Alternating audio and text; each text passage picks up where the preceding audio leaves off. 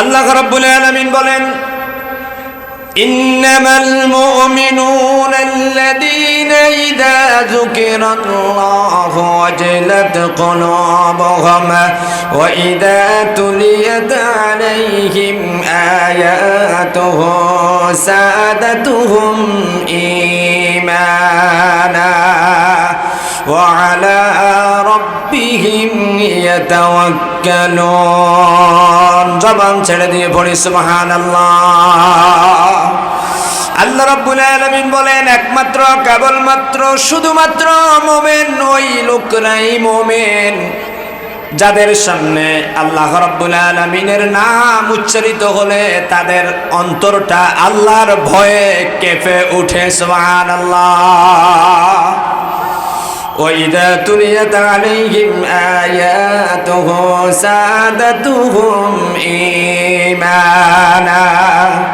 আল্লাহ রাব্বুল আলামিন বলেন, যাদের সামনে আল্লাহর কিতাব তেলাওয়াত করার পরে তাদের ঈমানটা বৃদ্ধি পেয়ে যায়। ওয়া আলা রাব্বিহিম ইয়াতাওয়াক্কালুন।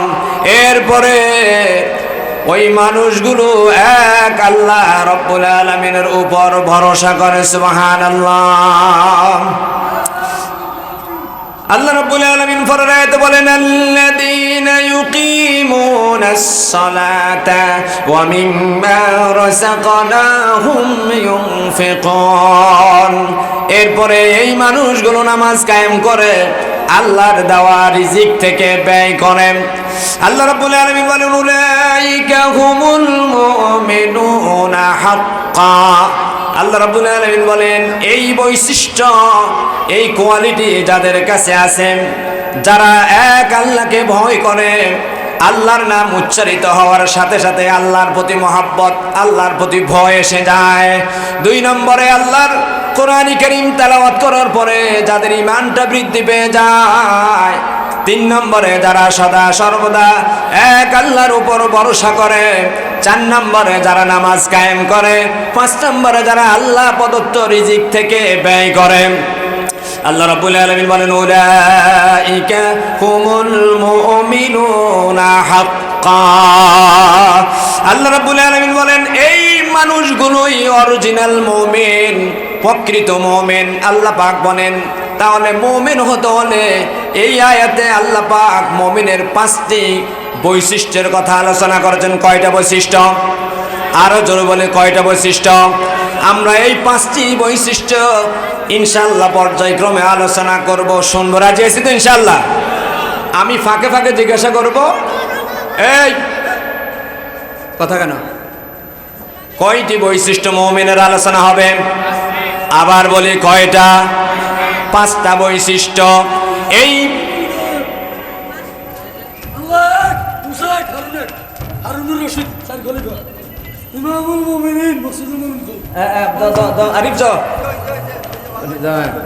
একটু জিকির করি, লা ইলাহা ইল্লাল্লাহ, লা ইলাহা ইল্লাল্লাহ, লা ইলাহা ইল্লাল্লাহ, লা ইলাহা ইল্লাল্লাহ, লা ইলাহা ইল্লাল্লাহ, লা ইলাহা ইল্লাল্লাহ।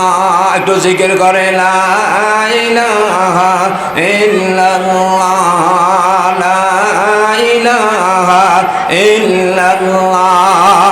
আল্লাযীনা ইযা যুকিরাল্লাহু ওয়াজিলাত কুলুবুহুম।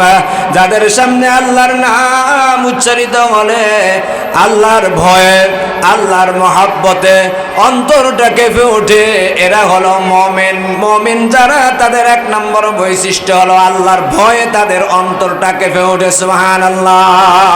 আবার দেখি, একটু জিকির করে, লা ইলাহা ইল্লাল্লাহ, লা ইলাহা, লা ইলাহা, লা ইলাহা ইল্লাল্লাহু মুহাম্মাদুর রাসূলুল্লাহ। বন্ধুরা আমার, বাবারা আমার, ভাইরা আমার, বলতে চেয়েছিলাম ঈশান নামাজের পরে আমল হলো সূরাতুল মুলক তেলাওয়াত করা। বিশ্বনবী জনাবে মুহাম্মদুর রাসূলুল্লাহ সাল্লাল্লাহু আলাইহি ওয়াসাল্লাম ফরমায়, কোরআন শরীফের ভিতরে 30 আয়াত বিশিষ্ট একটা সূরা আছে, যারা ঈশান নামাজের পরে ওই সূরাটা তেলাওয়াত করেন, আল্লাহ রাব্বুল আলামিনের নবী বলেন আল্লাহর ওই বান্দার জন্য সূরাতুল মুলক তাখাসামাত লিসাহিবিহা। বিশ্বনবী ফরমায় কোরআনে কারিমে 30 আয়াত বিশিষ্ট একটা সূরা আছে, ওই সূরাটা যারা তেলাওয়াত করে আল্লাহ রাব্বুল আলামিনের কাছে সূরা মুলক তেলাওয়াতকারীর জন্য সূরা মুলক আল্লাহর সাথে ঝগড়ায় লিপ্ত হয়ে যায়। সুবহানাল্লাহ। ওয়াফি রিওয়ায়াতিন, আরেকটি বর্ণনায় বিশ্বনবী বলেন সূরাতুল মুলক যারা তেলাওয়াত করেন ঈশার নামাজের পরে ওই মানুষগুলোর জন্য আল্লাহ রাব্বুল আলামিনের দরবারে সূরাতুল মুলক দোয়া করেন, সূরাতুল মুলক ঝগড়া করে আল্লাহর সাথে, হাত্তা গুফিরা লাহু, যতক্ষণ পর্যন্ত না সূরাতুল মুলক তেলাওয়াতকারীকে আল্লাহ পাক ক্ষমা না করবে ততক্ষণ পর্যন্ত সূরাতুল মুলক আল্লাহর সাথে ঝগড়ায় লিপ্ত হয়ে যায়। সুবহানাল্লাহ। وقال رسول الله صلى الله عليه وسلم هي المنجية تنجيه من عذاب القبر। বিশ্বনবী ফরমায়, ও আমার সাহাবীরা রে, সূরাতুল মুলক এমন একটা ফজিলতপূর্ণ সূরা, এই সূরা তেলাওয়াতকারীকে আল্লাহ রাব্বুল আলামিন জাহান্নামের আযাব থেকে মুক্তি দিয়ে দিবেন। সুবহানাল্লাহ। ঈশার নামাজের পরে বিশ্বনবী জনাবে মুহাম্মদুর রাসূলুল্লাহ সব সময় সূরাতুল মুলক তেলাওয়াত করে ঘুমাইতেন। আল্লাহর হাবিব ঈশার নামাজের পরে আরেকটি আমল করতেন, সূরাতুল বাকারার শেষ দুটি আয়াত পড়ে ঘুমাইতেন। বিশ্বনবী বলেন, মেরাজ শরীফে যখন আমি গিয়েছি, এখন মেরাজের মাস চলে, রজব মাস পড়েন, আল্লাহুম্মা বারিক লানা ফি রজব ওয়া শাবান ওয়া বাল্লিগনা রমাদান। পড়ি সবাই, আল্লাহুম্মা বারিক লানা ফি রজব ওয়া শাবান ওয়া বাল্লিগনা রমাদান। আয় আল্লাহ, রজব মাসের আর শাবান মাসের বরকত আমাদেরকে দাও, ওয়া বাল্লিগনা রমাদান। আল্লাহ গো, রমজান পর্যন্ত আমাদের হায়াতের ভিতরে বরকত দাও বলে আমিন। বিশ্বনবী ফরমায়, ও আমার সাহাবীরা রে, আমি যখন মেরাজ শরীফে গেলাম, আমার মাওলা আমাকে 3টি হাদিয়া দিয়েছেন।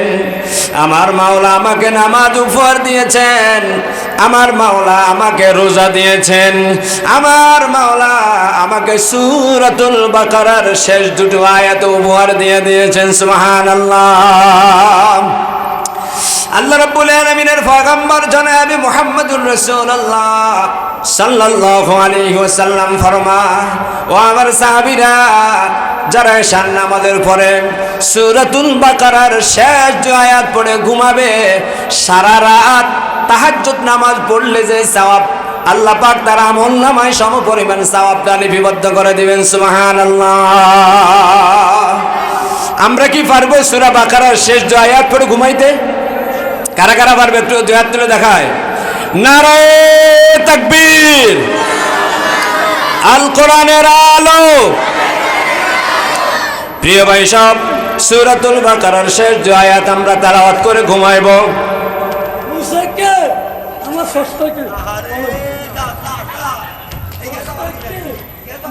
এখানে তো আবার অব্দি পার করি দেয় না।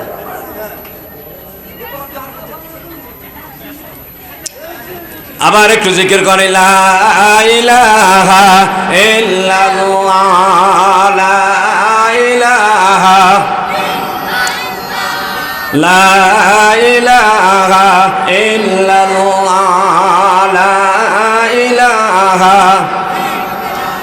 লা ইলাহা ইল্লাল্লাহু মুহাম্মাদুর রাসূলুল্লাহ সাল্লাল্লাহু আলাইহি ওয়াসাল্লাম। বন্ধুরা আমার, ভাইয়েরা, বাবারা আমার, বলেন তো আমার ইন্তেকালের পরে আমার আত্মীয় স্বজন কবরে যাবে কিনা? আমার ধন সম্পদ কবরে যাবে কিনা? قال رسول الله صلى الله عليه وسلم الأخلاء ابن آدم ثلاثة। বিশ্বনবী ফরমায় বনি আদমের বন্ধু হলো তিন প্রকারের। কয় প্রকারের? তিন প্রকারের। এক নাম্বার বন্ধু হলো ধন সম্পদ, এটার স্থায়িত্ব হলো ইলা কবজে রূহিহি। বান্দা যতক্ষণ পর্যন্ত জীবিত থাকে ততক্ষণ পর্যন্ত সে ঢাকা কলকারখানার মালিক, চন্দ্রগঞ্জ বাজারে দোকানের মালিক। যখন রুটা কবজ হয়ে যায় এই বান্দার মালিকানা শেষ হয়ে যায়। দুই নম্বর বন্ধু হলো ওয়া আহলিহি, আর এর স্থায়িত্ব হলো ইলা কবরিহি। বিশ্বনবী ফরমায় বনি আদমের দুই নম্বর বন্ধু হলো তার আত্মীয় স্বজন, তাদের স্থায়িত্ব হলো কবরে রাখা পর্যন্ত। قال الله تبارك وتعالى ألهاكم التكاثر حتى زرتم المقابر। কবরে যাওয়ার আগ পর্যন্ত বান্দা সম্পত্তির মালিক হয়ে থাকে, বান্দা বেশি বেশি টাকা রুজি করার জন্য পেরেশানিতে থাকে। আমার রাসূল সেই কথা বলেন, আত্মীয় স্বজন হলো বন্ধু, আত্মীয় স্বজনের স্থায়িত্ব হলো ততক্ষণ পর্যন্ত যতক্ষণ পর্যন্ত তাকে কবরে রাখা হয়। কবরে রাখার পরে এই আত্মীয় স্বজনের স্থায়িত্ব শেষ। কারো দুলাভাই, কারো বড় ভাই, কারো বাবা, কারো স্বামী, যার যে আত্মীয় হোক না কেন, সম্পর্ক ততক্ষণ পর্যন্ত যতক্ষণ পর্যন্ত তাকে কবরে রাখা না হয়। কবরে রাখার পরে দ্বিতীয় নম্বর যে বন্ধু, দ্বিতীয় নম্বর যে সম্পদ আত্মীয় স্বজন, এটার স্থায়িত্ব শেষ হয়ে যায়। বিশ্বনবী বলেন ওয়াসালিসু ইলা মাহশারিহি ফাহুয়া আমালুন সালিহুন। বিশ্বনবী ফরমায় থার্ড বন্ধু হলো অরিজিনাল বন্ধু, তিন নম্বর বন্ধু হলো অরিজিনাল বন্ধু। এই বন্ধুর স্থায়িত্ব কবর থেকে শুরু হয়ে হাসর পর্যন্ত, এমনকি জান্নাতে পৌঁছায় দেওয়ার আগ পর্যন্ত এই বন্ধুর স্থায়িত্ব থাকে। সুবহানাল্লাহ। ওই বন্ধুর নাম হলো নেককার। সুবহানাল্লাহ। আমার ভাইয়েরা, বাবারা, আমি আপনাদের সামনে সূরাতু আনফালের দ্বিতীয় নম্বরের আয়াত থেকে তাফসীর শুরু করেছি। আসুন আমরা ধারাবাহিকভাবে তাফসীর শুরু করি। আল্লাহ রাব্বুল আলামিন বলেন, ইন্নামাল মুমিনুনা আল্লাযীনা ইযা যুকিরাল্লাহু ওয়াজিলাত কুলুবুহুম ওয়া ইযা তুলিয়াত আলাইহিম আয়াতুহু যাদাতুহুম ঈমানা ওয়া আলা রাব্বিহিম ইয়াতাওয়াক্কালুন। আল্লাহ রাব্বুল আলামিন বলেন, মুমিন তো হলো যাদের সামনে আল্লাহর নাম উচ্চারিত হলে আল্লাহর ভয়ে অন্তরটা কেঁপে ওঠে। সুবহানাল্লাহ।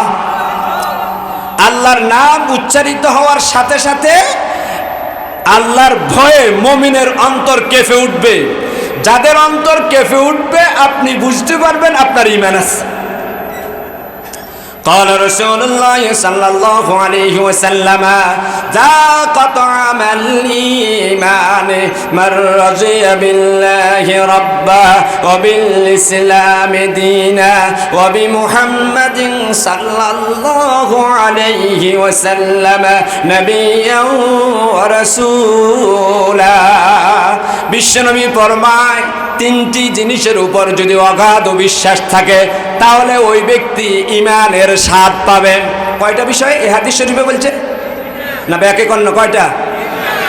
তিনটি বিষয়ের প্রতি যদি অগাধ বিশ্বাস থাকে তাহলে ঈমানদার ঈমানের স্বাদ পাবে। যদি ওই তিনটি বিষয়ের প্রতি কোনো ধরনের কমতি থাকে যত বড় বক্তা দিয়ে আলোচনা করান, বুঝতে হবে আপনার কোনো একটা ভিতরে ঘাটতি আছে, আপনি ইমানের স্বাদ পাবেন না। এক নম্বর হলো মান রাজিয়া বিল্লাহি রাব্বা, আল্লাহকে যখন রব হিসাবে মানবে, কি হিসাবে? আল্লাহকে যখন রব হিসাবে মানবে, ওয়াবিল ইসলামি দীনা,